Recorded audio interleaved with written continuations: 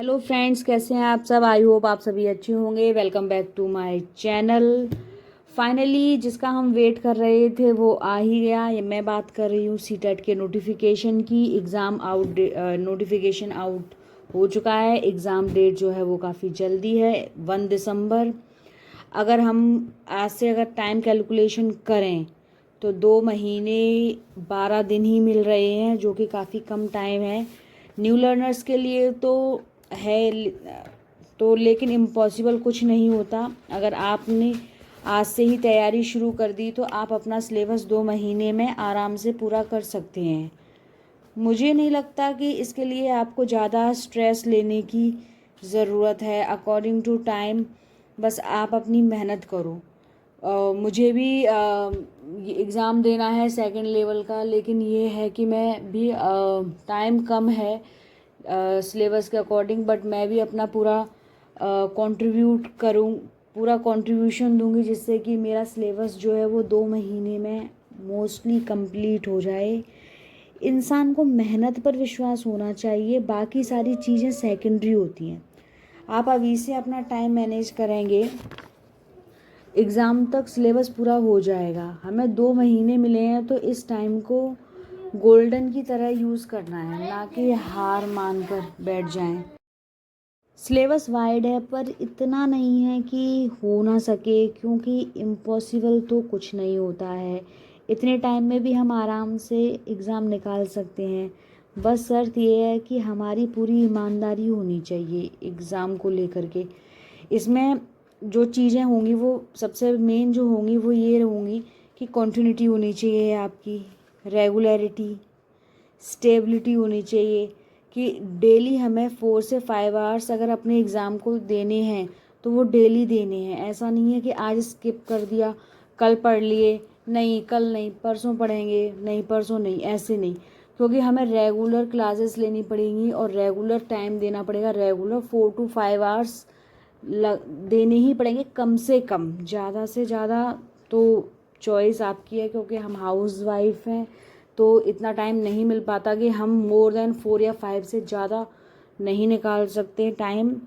इतना तो पॉसिबल नहीं हो पाएगा, शायद मेरे लिए तो नहीं है। लेकिन अगर आपके पास अगर मोर देन 5 आवर्स अगर आप दे पा रहे हो तो इट्स वेल एंड गुड। क्योंकि जब हम डेली 4 से 5 आवर्स देंगे तभी स्टडी हम कर पाएंगे, सिलेबस तक हम फाइनली एग्ज़ाम तक कर पाएंगे। बाकी आप नोट्स ऑनलाइन क्लासेस से भी ले सकते हैं, वहाँ से हेल्प ले सकते हैं, पढ़ सकते हैं। काफ़ी अच्छे रिसोर्सेज हैं ऑनलाइन में भी। आजकल ऑनलाइन में भी काफ़ी कंटेंट अच्छा मिल जाता है और मोस्टली लोग ऑनलाइन ही पढ़ते हैं। मैं भी ऑनलाइन क्लासेस ही ले रही हूँ।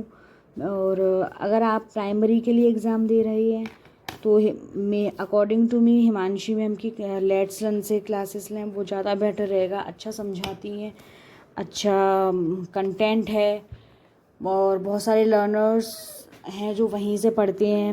मुझे तो समझ में अच्छे से आता है। और अगर मैं सोशल साइंस की बात करूं तो सोशल साइंस के लिए आप स्पेशली सनी सर की वीडियोस देख सकते हैं। मैं तो यही 2 प्लेटफॉर्म से अपना सिलेबस कंप्लीट करूंगी। और मैंने क्लासेस ली भी हैं और पढ़ा भी है, तो ये लोग काफ़ी अच्छे से एक्सप्लेन करते हैं तो मुझे समझ में आता है। बाकी मैं आपको सजेस्ट यही करूँगी आप भी एक बार ट्राई करके देख लें। अगर आपको कोई और प्लेटफॉर्म समझ में आ रहा है या आपको कोई और टीचर अगर समझ में आ रहा है तो आप वहाँ से भी कर सकते हैं।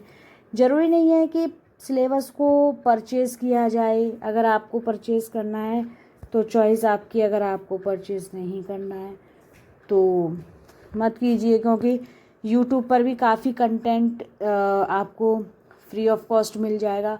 काफ़ी सीरीज़ जो हैं वो यूट्यूब पर डाल रखी हैं। सनी सर की फ़िल्टर सीरीज़ डली हुई है, पूरी एनसीईआरटी कवर हो रखी है, उसमें क्वेश्चंस कवर हो रखे हैं।